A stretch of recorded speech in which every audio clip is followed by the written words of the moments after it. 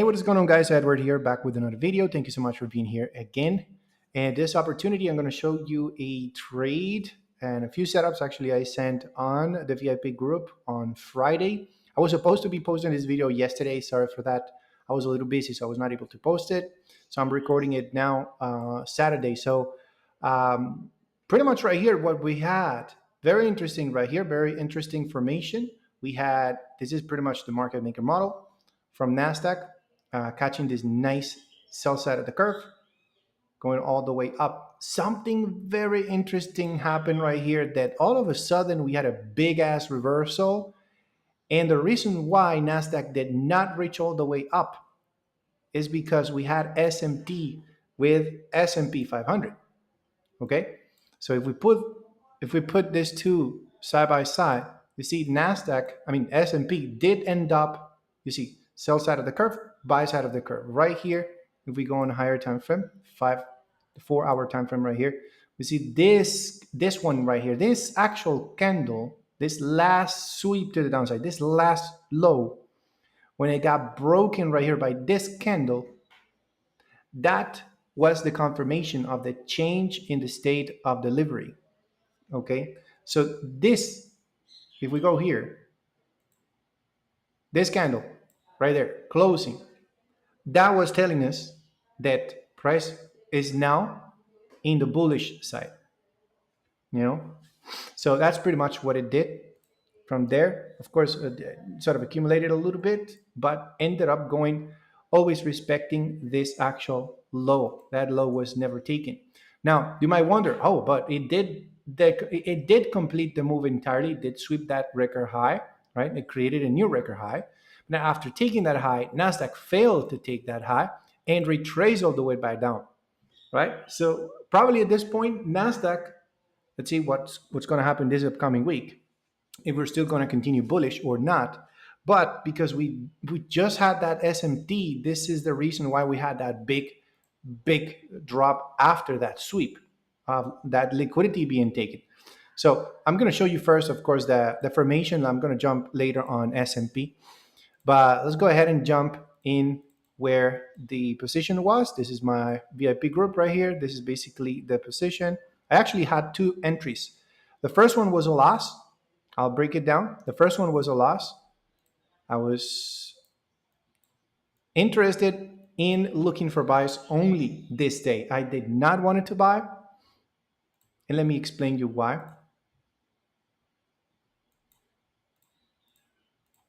So when it comes to my bias today, on Friday, I was actually bullish, right? This is Thursday. I know that Thursday we swept this low, fail to close below, and we push up. We see here Nasdaq did close above, barely did close above, but at least the body of the candle closed above. So that means that I'm expecting these highs to be taken, right? That's what I'm expecting, right? So when we go lower time frame, this high right here was taken during Asian session. So, all right, we continue pretty much bullish, right? So by the time I trade only New York session and specifically the morning session, I don't trade the afternoon. Sometimes I'm not gonna lie. Sometimes I do trade the afternoon, but it's very rare, very rare. I try to stick to my plan. So, anyways, I'm seeing this accumulation right overnight. This is Asian session. This is 9. So this is still Asian session. London session for me opens at 3 in the morning. So London session somewhere opening right here in this area. So we're kind of ranging, right? So I know I'm bullish for the day, and I told my team, guys, I don't care. I don't care if I have a sell setup. I am not selling. I want to buy. Okay? I have that clear in my mind, and that, believe it or not, is half of the job, half of the work done already. If you understand that, that makes trading a lot more easy, because you're not just trading just because, oh my god, I think I have a setup for a sale. right? And then I have a setup for a buy, and then I can go ahead and sell again. No, no, no. This is, I mean, you could, but this is not me. This is not something I'm actually looking for to trade. This is not how I trade. Okay, every trader has different styles.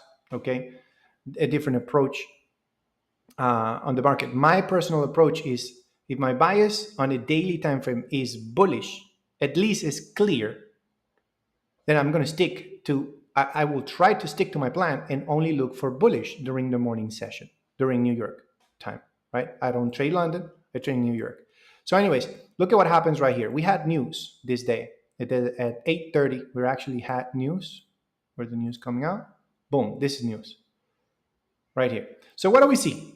We're sweeping already this high, right? We're definitely taking liquidity. What happens after that liquidity gets taken? All of a sudden, we started to displace very, very strong.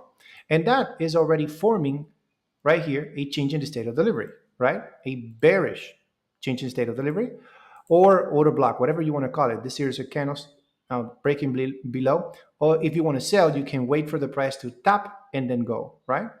So price starts moving, creates that fair value gap on top of this breaker. So this is a nice formation for potential sales. But guess what? I am not looking for sales. I'm still interested in my bias. And I'm going to wait until I get a buy formation. If I don't get a buy formation, then I don't trade that day. You know what I mean? So I try to follow and stick to my rules. So I am not looking, I'm not interested to sell. I'm actually waiting for some sort of sell side liquidity being taken. Could have been this one or this one. And then I could have been looking for buys. And that's what I actually kind of did right here, sort of aggressive. This was the first position I took. I was actually entering right here, kind of aggressive because I did have that liquidity being taken. I don't remember if I was having SMT formation as well. I don't remember. But I was entering right here anyways. And then I did this in the 1 minute time frame. I went to the 1 minute. So in the 1 minute time frame, I spotted this imbalance. And look at this. We had a lot of confluences right here. We had this breaker, right? Breaker on top of a bullish fair value gap. We have a market structure shift right there, changing state of delivery. I mean, come on, a lot of confluences right here to go by, right? So this is a breaker. So what happened? Well, yes, I was taking this first buy. I was placing my stop loss below this low. And then something happened right here. I told my team, get the hell out. When I see that candle, strong candle, I was already going into a drawdown in this position, right? When jumping in, if you take an entry, hold on. If you take an entry right here, stop loss in here, take profit, whatever. Right here, you see, after this displacement to the upside, price did tap the unicorn formation and it started pushing up. But when I see the shit coming back down, and the New York Stock Exchange is not open yet, when I started to see this momentum, all of a sudden, big volume coming down, I'm like, oh no. In closing below my breaker and my fair value gap, no, I see already a disrespect right here. So I'm out. I'm closing that position. I'm cutting losses right there. Whenever I see that, I know that I'm probably wrong. You know, the chances for my trade now to play out are very, very low. So I it's not that I'm scared right here and I close it because I'm scared. It's just that I just feel like the probabilities are almost zero. You know, when I see a disrespect of my fair value gap and my breaker, the chances are very low. So yeah, I just got losses. You know, I don't care. So cutting losses right there before the price actually did end up accumulating. And then of course, look at this. Let's wait for the stocks. 9:30, New York Stock Exchange. Boom.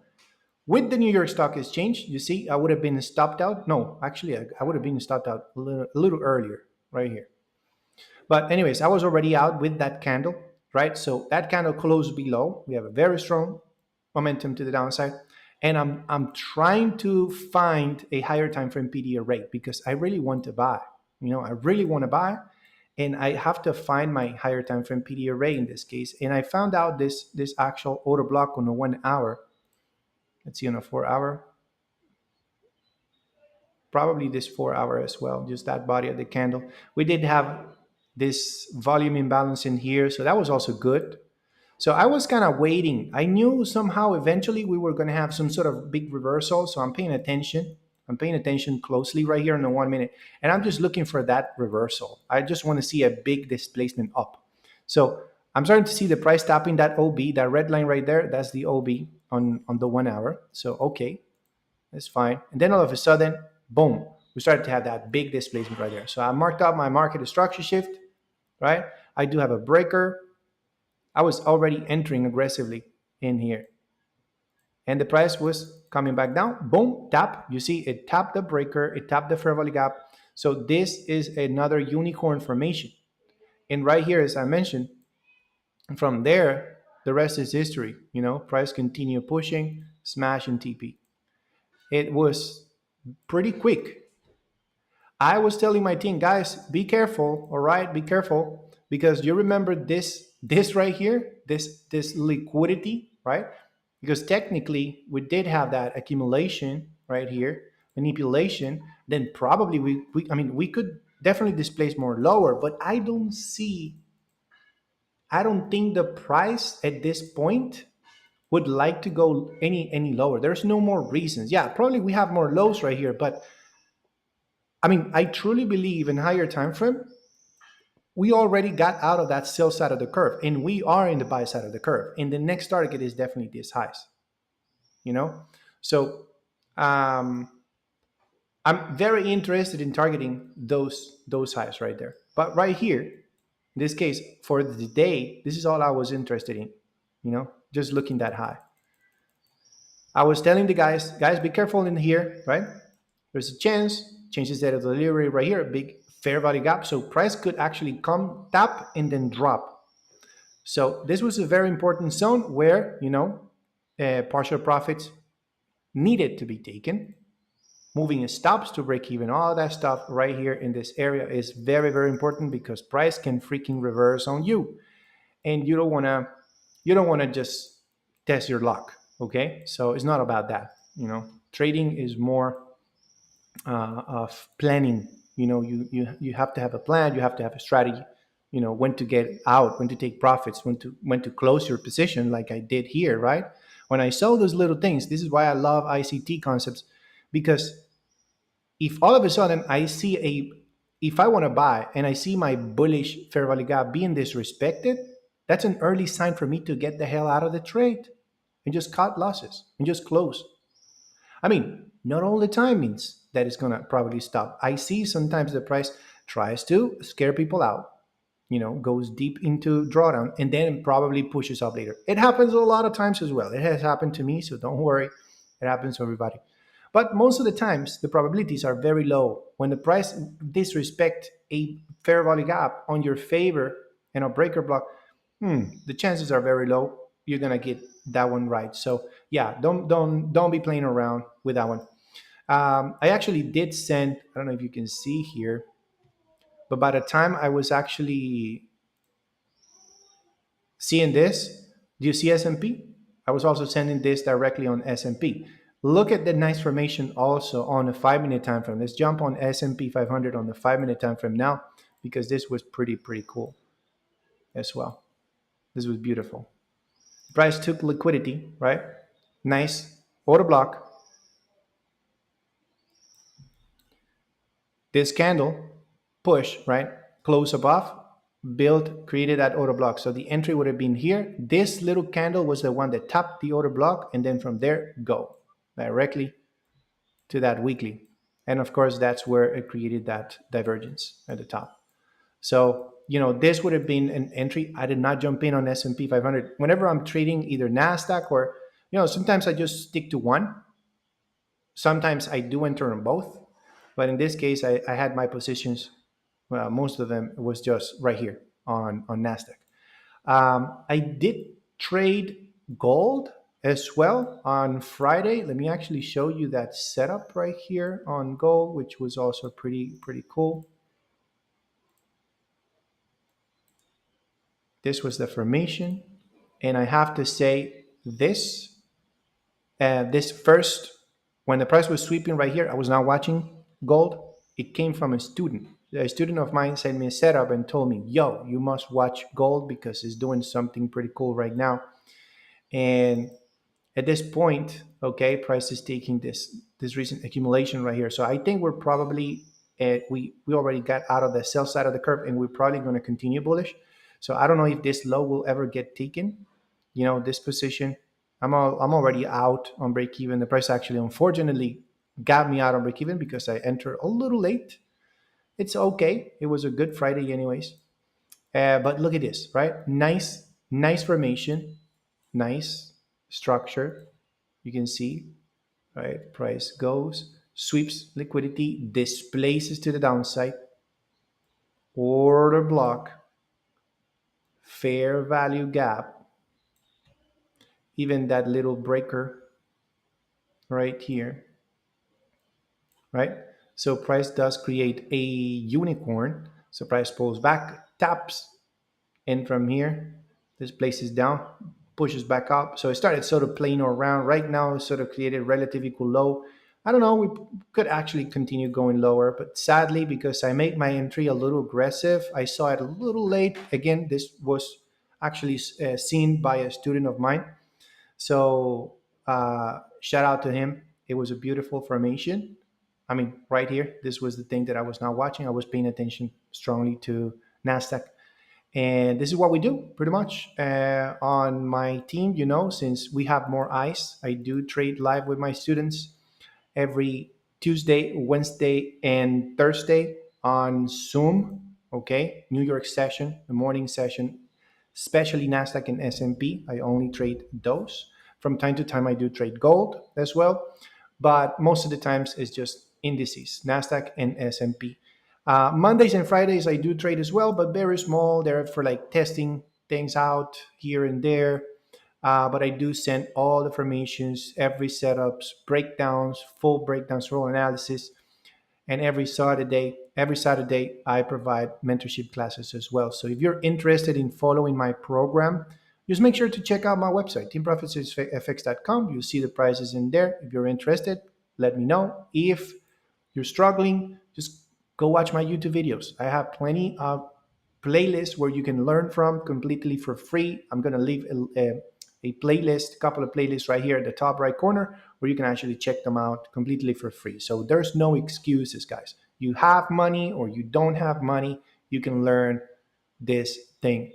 It's just you need to focus on what you want. You really need to put some effort because the money will just not come in just like that. You have to work. You really have to put on your hard work to make this thing uh, play good for you. So hope it makes sense. Thanks again, guys, for watching. If you're new, please subscribe, give it a big thumbs up. It motivates me to keep posting content for you guys.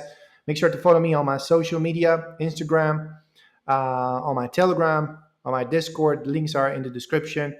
And I will see you guys in the next one. Alrighty, take it easy. Thank you for being here.